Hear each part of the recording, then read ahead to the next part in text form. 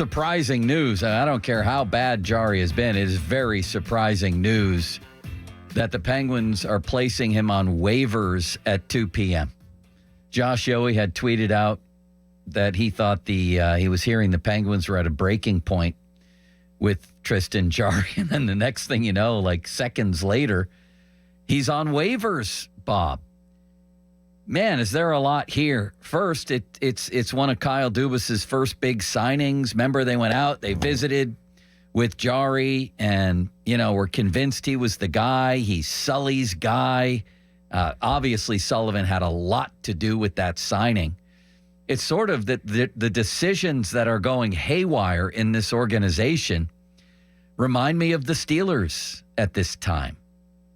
Like, Sully's best thinking was that Tristan Jarry's the guy, so he lobbies for him, and Dubas makes him one of his first signings to a lucrative, for a really good goalie at $5.4 million, it's not going to bankrupt your franchise, but it's going to damage your franchise, to sign him whatever he did. What was it, 5 years, $27 million, something like that.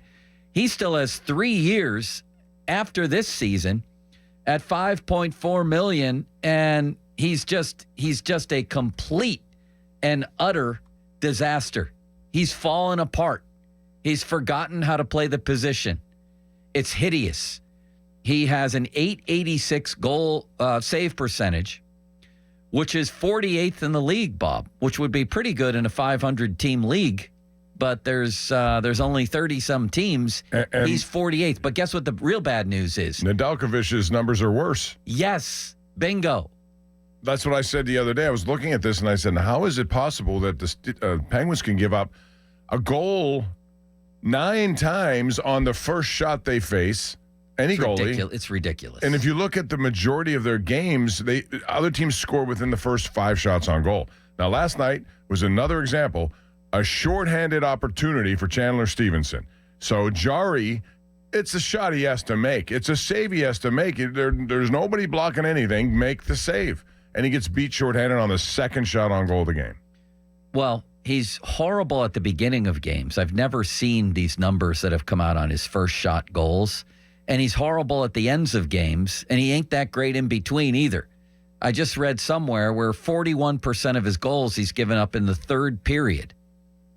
He's just... Well, last night's a prime example. Yeah. The other guy, Joey Decord, stole the game. You heard Jay Caulfield talk about that. He was really good, and he's been playing really good for Dan Bilesma. But, again, those 3 goals are on the first 13 shots. Total was 3 for 17, but 3 on 13. And the one on Oleksiak, while I understand the defense has to do maybe a better job of shutting down the middle of the ice so he skates in, but it is Jamie Oleksiak after all. And it's a short side goal. I wouldn't expect that. The game winner was a good play. But 2 of the goals last night I thought were on him. Man, when you look at it, didn't this whole thing kind of begin with that Islanders series and him giving the series away, Bob? That pass up the middle, which was stolen? Yeah. Is that what you're referring to? Yeah. And he was horrific, and he lost them a series, basically. And it was all about, it felt like mental gaffes, and that he never really lived that down, right? He's only played in 1 playoff game since then. It was Game 7 against the Rangers when he played with the broken foot, which was admirable, but people went a little overboard with his performance in Game 7. He gave up the game-tying goal late in regulation and the game-losing goal early in overtime, and gave up 4 in the game and had the worst save percentage of any Penguins goaltender in any game in that series, and they had Mr. Broccoli and Beef for 3 games, remember?